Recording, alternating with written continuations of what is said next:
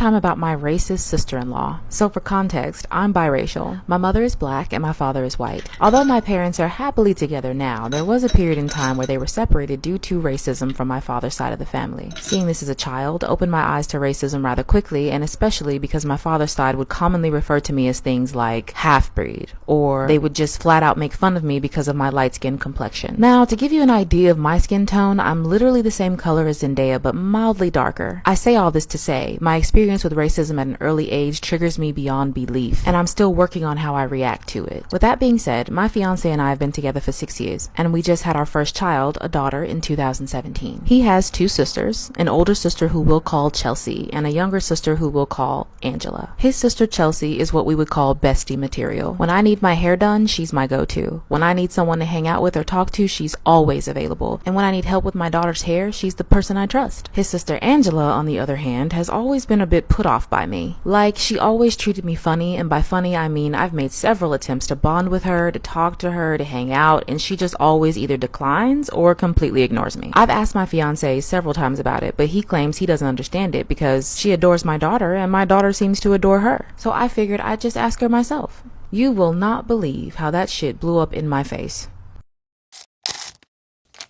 Before we begin with part 2, I want to clarify. The submitter of this story is biracial with a black mother and a white father, and her fiance is a black man. A lot of you guys had questions about his race because it wasn't directly mentioned in part 1, so I wanted to clear that up for you. Fast forward to the New Year's Eve party. New Year's Eve parties are a tradition for his family, so I figured it was the perfect time to confront his sister in private. She was very reluctant to come with me, which I anticipated because again, she's treated me funny since the day I met her. When we were finally behind closed doors, I just came out with it, basically telling her that I wanted us to pursue a better relationship, not just for our sake, but for the sake of my daughter, because it's very clear that my daughter adores her and that she adores my daughter. But because of my own trauma, I don't like my child being around anyone who doesn't respect me. She immediately accuses me of trying to keep my daughter away from her and her father's side of the family, which is nowhere near true. She then proceeds to say, and I quote, "You think because you have a black daughter that you have access to black culture, and that's not right. You walk in here with your box braids and your edges laid like you're black and you're not." Now, immediately I'm offended, because not only did she completely disregard the fact that I'm biracial, she continued to call me a white girl who fetishizes black men. Being that this was a trigger for me, I attempted to walk away, but she continued ranting to the point where the argument spilled out into the living room, and it just went downhill from there.